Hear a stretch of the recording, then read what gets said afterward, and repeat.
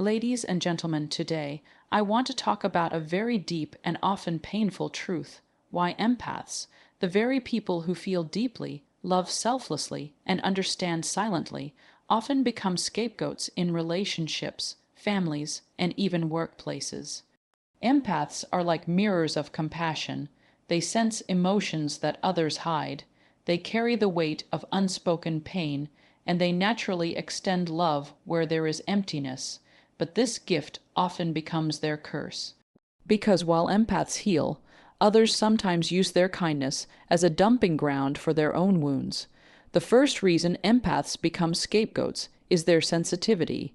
In a world where most people wear masks, empaths are raw, open, and honest.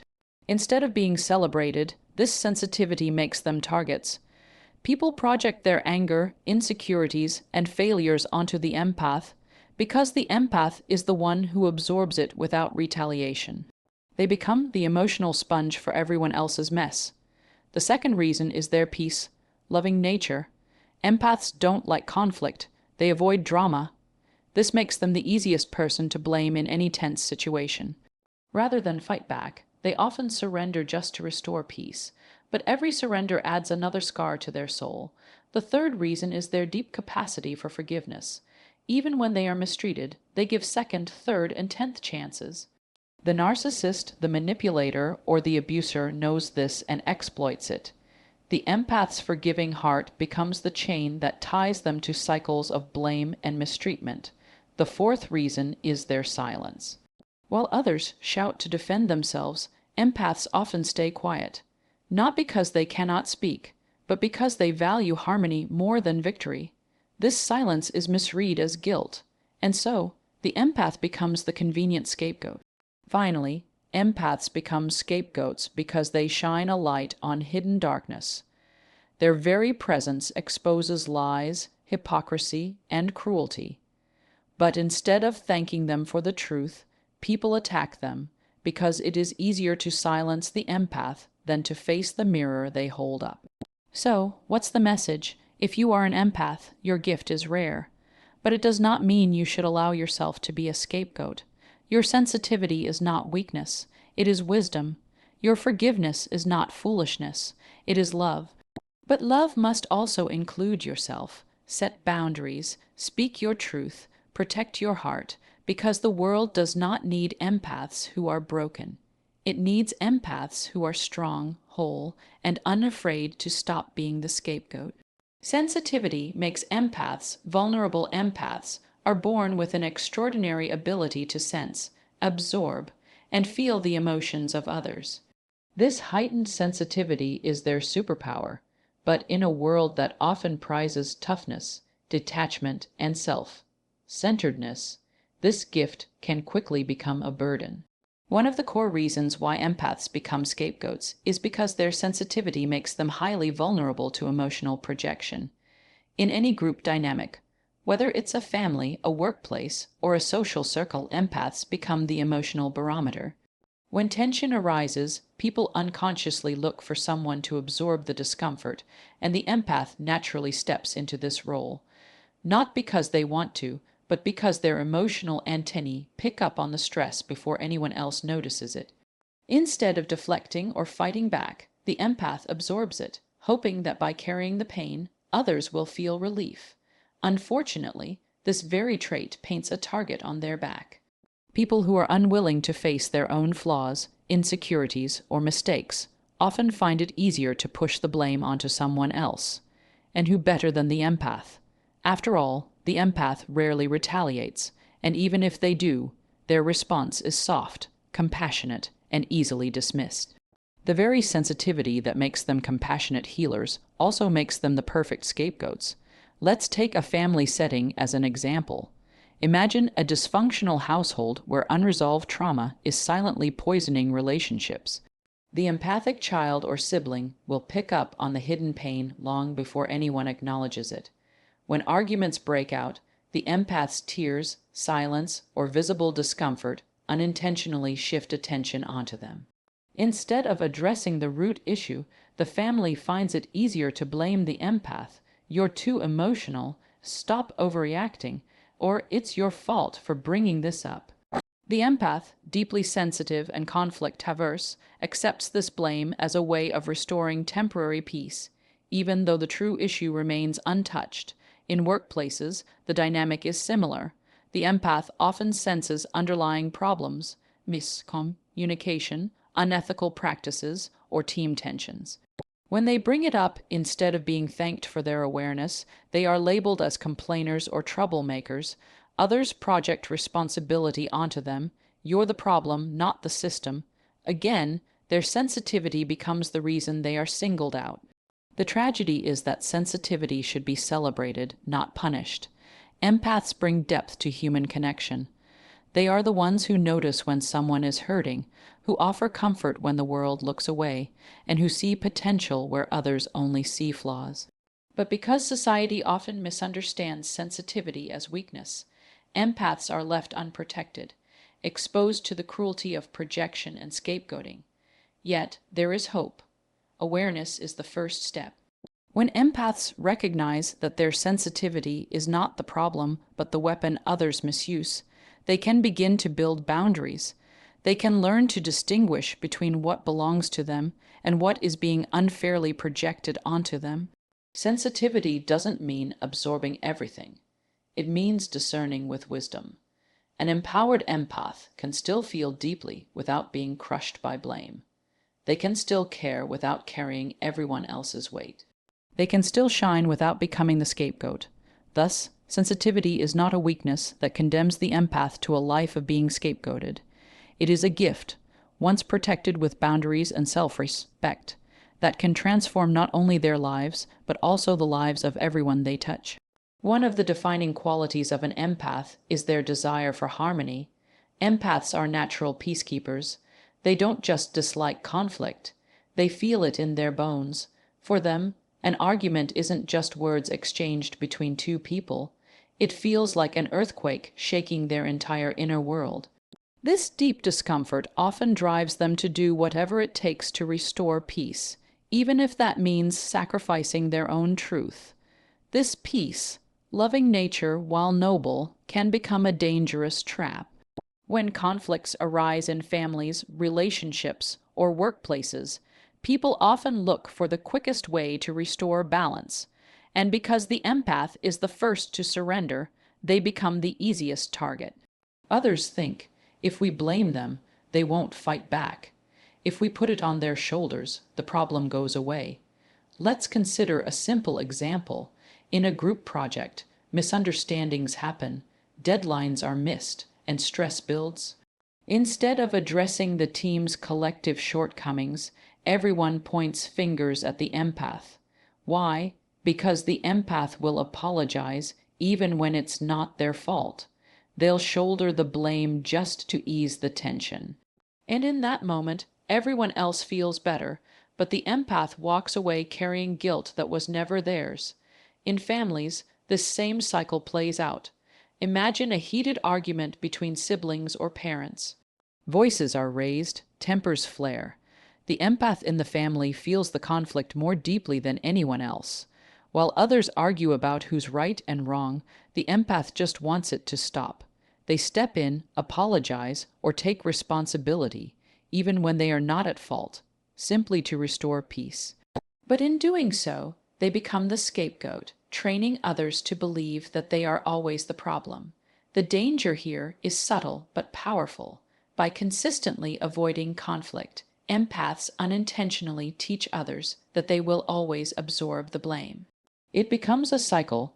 Tension rises, blame falls on the empath surrenders, peace is temporarily restored, and the cycle repeats.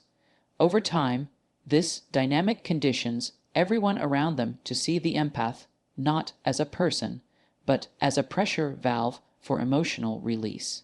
But here's the painful irony. Conflict avoidance doesn't actually solve problems. It only buries them. When the empath sacrifices their truth for peace, the real issue never gets addressed. It festers in silence, waiting for another explosion. The empath ends up carrying not only the blame, but also the emotional residue of unresolved issues.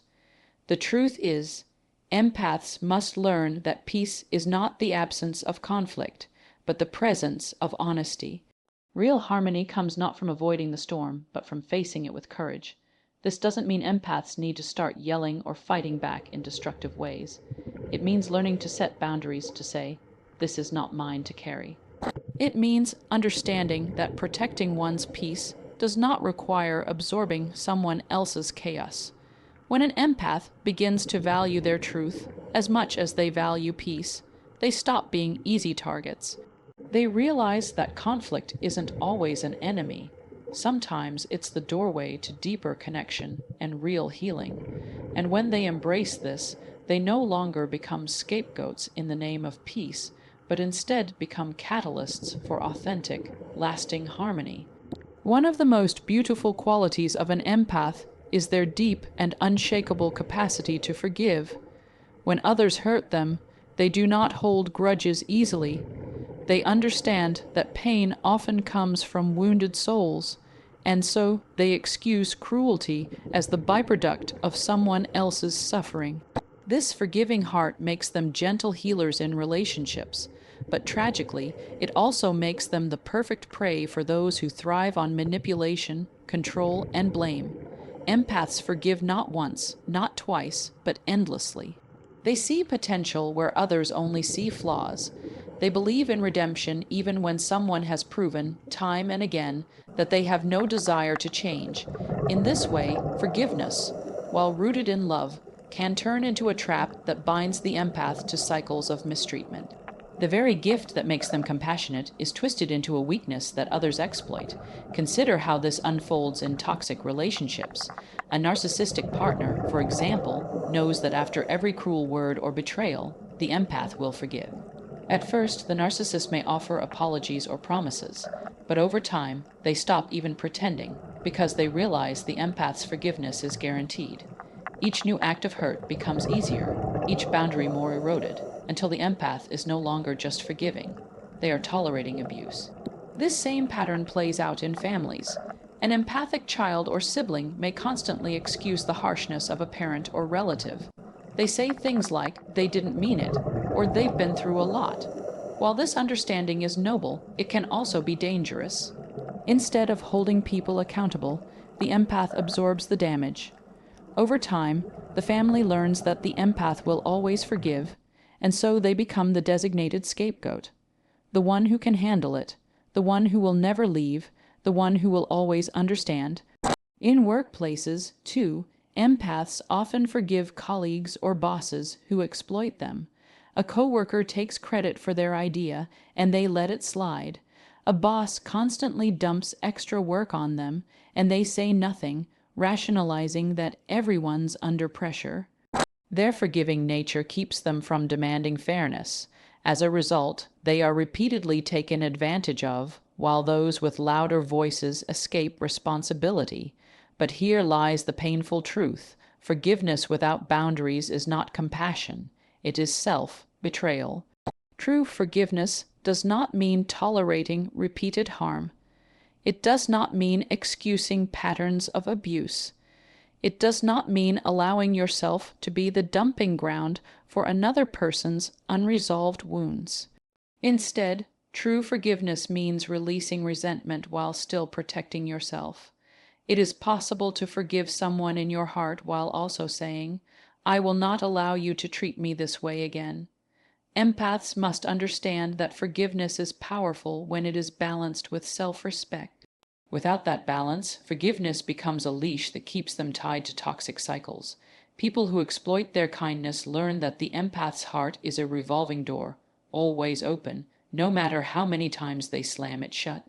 But when an empath awakens to this truth, everything changes. They begin to see that their compassion is a sacred gift that must not be wasted on those who refuse to grow. They learn to forgive without returning to the same destructive patterns. They understand that boundaries are not walls that block love, but fences that protect it.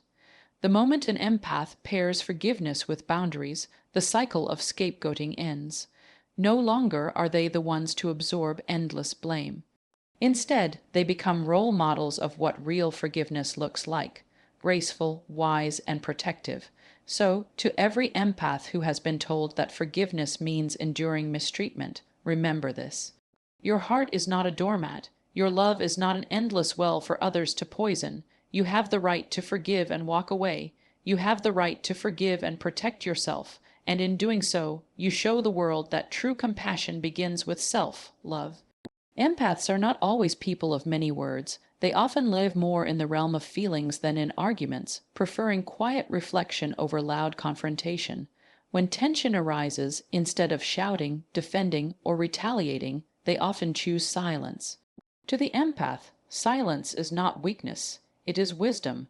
It is their way of keeping peace, of avoiding escalation, and of giving themselves time to process overwhelming emotions.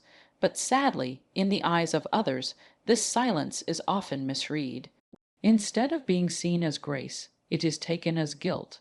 Instead of being respected as restraint, it is mistaken for responsibility. And so, the empath's quiet nature becomes another reason they are cast as the scapegoat. Consider how this plays out in families. When accusations fly and voices rise, the empath withdraws. They don't argue back, because they hate the idea of adding more fire to the storm, but their silence leaves a vacuum, and human beings rush to fill vacuums with assumptions. If they're not defending themselves, they must be guilty. If they're not fighting back, maybe they know it's their fault. The empath, who stayed quiet to keep the peace, suddenly becomes the center of blame. In workplaces, the same pattern emerges. A mistake happens on a project. The louder, more aggressive personalities jump in to defend themselves, shifting responsibility elsewhere. The empath, uncomfortable with confrontation, remains quiet.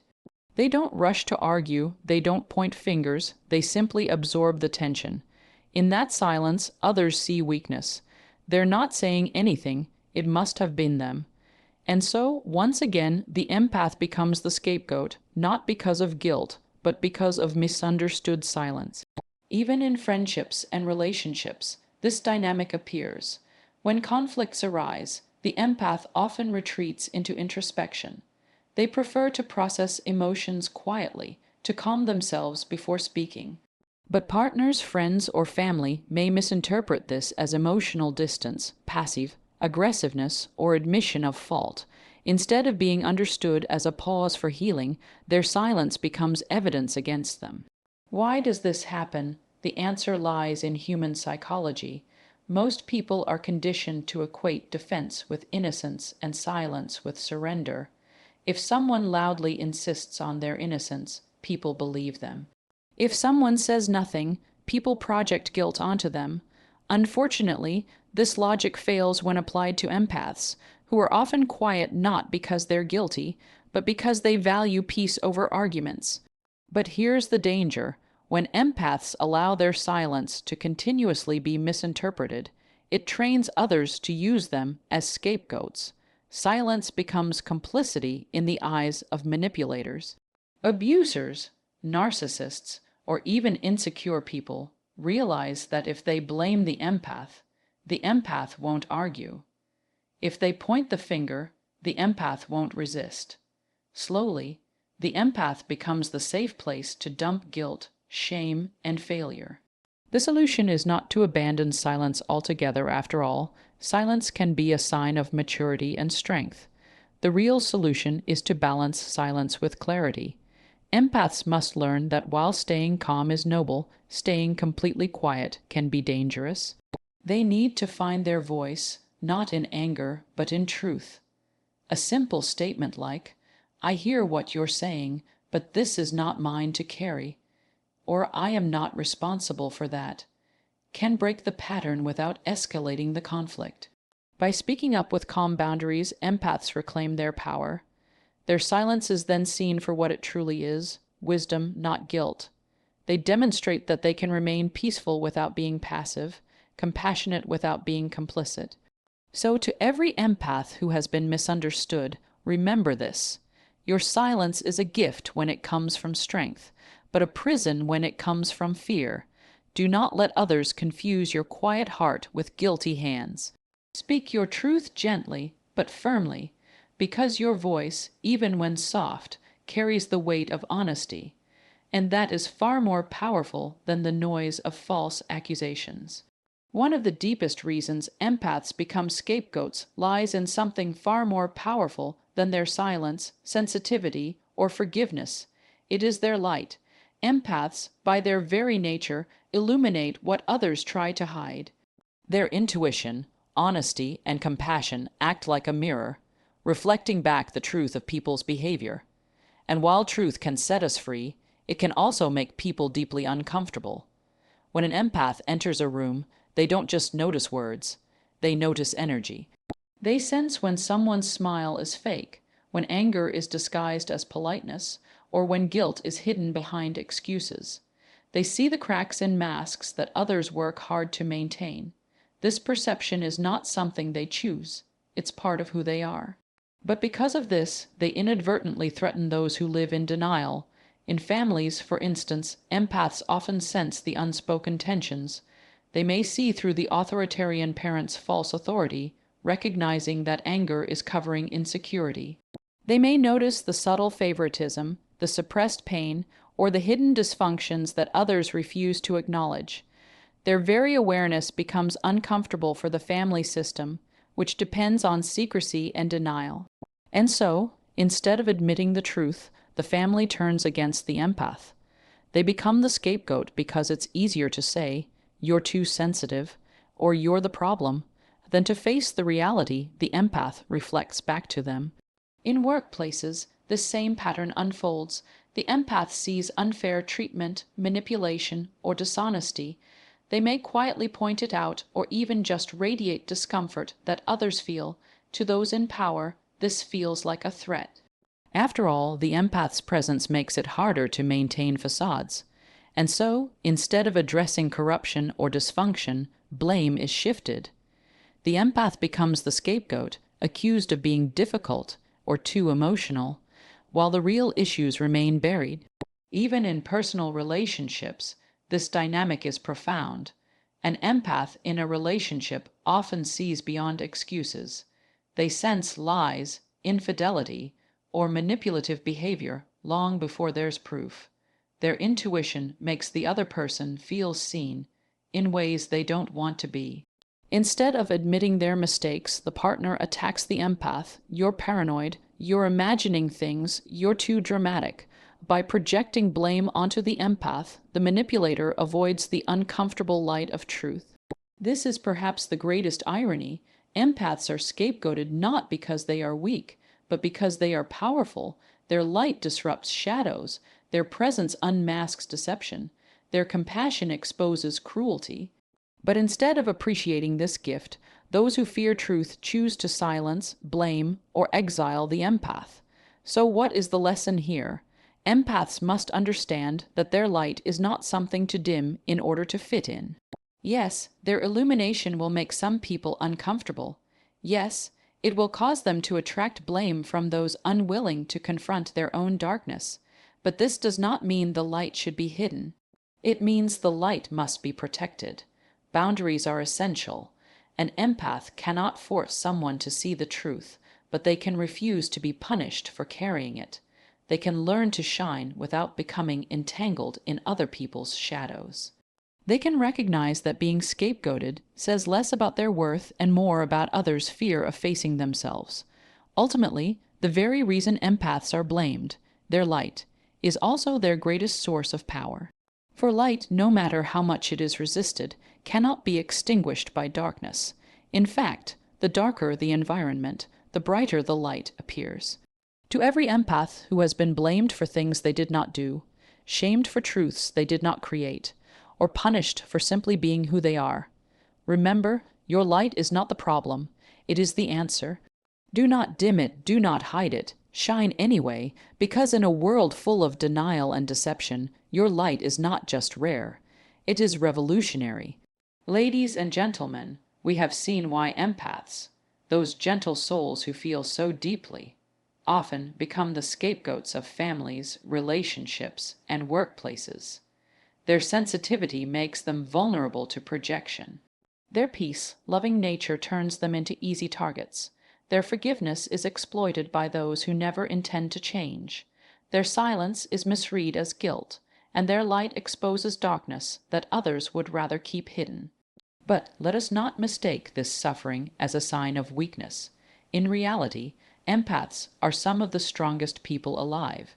It takes immense strength to feel so much in a world that feels so little. It takes courage to love in a world that so often abuses kindness. And it takes resilience to carry pain and still shine light for others. The lesson is this: empaths must learn that their gift is not meant to make them martyrs. Their sensitivity is wisdom, not weakness. Their forgiveness is love, not foolishness. Their silence is grace, not guilt. And their light is not meant to be hidden, but to guide others. To every empath who has ever been made the scapegoat, you do not exist to carry everyone's blame. You are not here to absorb everyone's darkness. You are here to feel, to heal, and to inspire, but also to protect your own soul, set boundaries, speak your truth, love yourself as deeply as you love others. Because the world does not need broken empaths, it needs strong ones, empaths who refuse to be scapegoats, who transform their pain into power, and who remind us all that true strength lies in compassion. Thank you.